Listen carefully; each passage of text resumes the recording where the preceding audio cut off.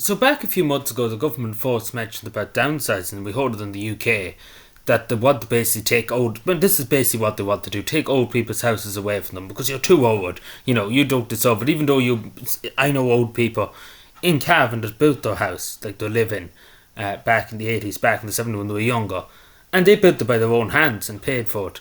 And they own their own house. So it's inappropriate for people like this fella here, James Brown, to go along and tell them, we want you to downsize. You're not entitled to a house. You might have paid all your life, worked your life for it, to pay to your property tax, etc. But you know what? We're going to give it to people. And again, we all know who the houses will go to. If they did split the houses, say for example, if it was a house with 3 bedrooms, take for example, and there's only one elderly man living and unfortunately his wife passed away or his children moved away, etc., the government would be like, oh, we could downsize you, you take the bedroom and we send in 2 people from Timbuktu to go in, because it won't be local people, it'll be people from Timbuktu that we put into it. But I think it's pure evil, particularly that I pretty much probably would try and make it mandatory. They will try and use it for the common good. In this country, there's a phrase called the common good. We heard in the Shannon, a good friend in the Green Party was saying about the hate speech bill. We were doing it for the common good. But what's the common good? Who's the common good? And I'm surprised we haven't heard James Brown saying it's for the common good. But what's the common good? Who's the common good? They never explain. They use these phrases for the greater good, the common good. But who's the common good? Who's the greater good? It'd be different if they explained it's for the Irish people. We're doing it for the Irish people. But they never explain it's for who. And that's the thing, that's the worrying fact about it. But I do think it's very inappropriate because, let's be fair, James Brown probably owns 3 or 4 houses, and half of the TDs and senators in Dáil Éireann and Shannon Éireann own their own houses, and they have 2 or 3 houses, and they have houses rented out. So imagine coming along and saying to them, we want you to downsize. Even though if we went around to 3 or 4 ministers, they probably have a house in Dublin and a house in Mayo, a house in Tipperary maybe. They have loads of houses on the go, and then probably houses rented out. And none of them are going to consider downsizing, let's be fair. But it is indicament to the state too that they're talking to about putting young people in garden sheds. That's the idea of the state too. Along with this, they're saying we put young people like myself into a garden shed and into a modular, not even a modular home, a shed. We'll let them build a shed out the back and they can sleep in the shed.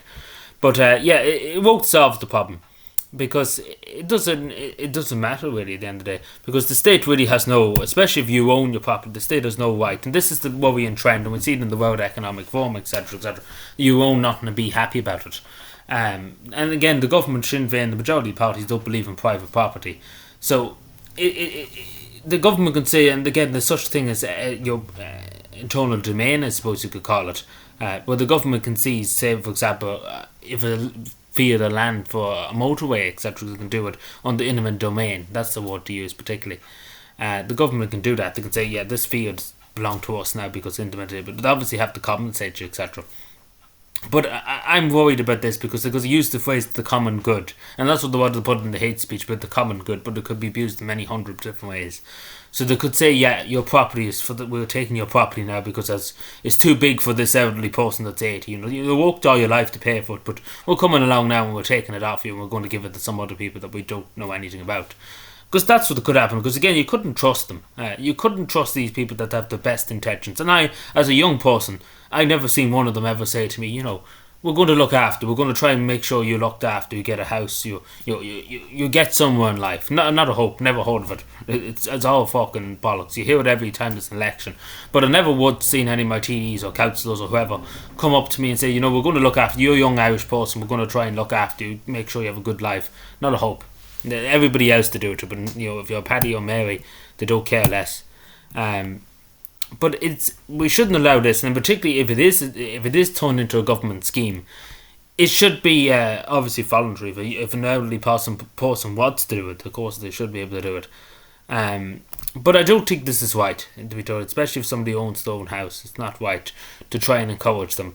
And we see in Canada what they want to do. They want to euthanize old people. And we've seen during COVID, even take for example, the same people that are talking about downsizing now, they were saying protect granny, protect grandpa. Nowadays that's all gone to the window. We don't give a shit about grandpa and grandma. They can be put into a nursing home and let them rot in the nursing home. We see what's happened in some nursing homes around this country, how abuse happening to elderly people. And the government simply don't care. Nothing's ever been done about it. Nobody's been put in prison. Nobody's facing any consequences for them actions. But maybe I'm just being conspiracy theory 2.0. But I couldn't trust them if they told me the sky was blue, to be totally honest, because you couldn't trust these people. You couldn't trust them running the garden shed, let alone anything else, because they're just the most sinister people. Because there's a sinister agenda here, and there really is, and we see it in Davos. It's you own nothing to be happy about it, because that's what we're seeing in the Western world now, unfortunately, is the people take, for example, ownership of houses, etc. It's non-existent of young people, particularly my age group. Years ago, people could have people had the it was tough. It was not easy. Don't get me wrong, but it was doable. It was doable if you worked hard and you worked very hard and you paid your way. You would get there. Nowadays, you could work hard and bust yourself day in day out and still never be able to afford your own house because things are just too expensive and young people simply cannot even get their foot in the door to even get there. Years ago, it was things were understandably people met people halfway. Nowadays, it's just we don't care. Slam the door in the face. That's what's happening now, and it's all a part of the agenda, pretty much. Because that's what he put it is, because there's no other way of putting it, because it shouldn't be the way it is, especially for so many years. I wouldn't mind if it was only for a year, say things were that expensive, but it just keeps going and going, and this country just keeps going up. The price of houses keep going up by 20,000 each year. So for a young person, you're never going to get there. If you're working a 9 to 5, you're never going to do it. But I do think it's indicative, because I would love to know how many TDs are considering downsizing their houses, because the majority of them are pension age. Would they consider downsizing their houses? Not a hope. Anyway, let me know what you think. Subscribe for more, and bye.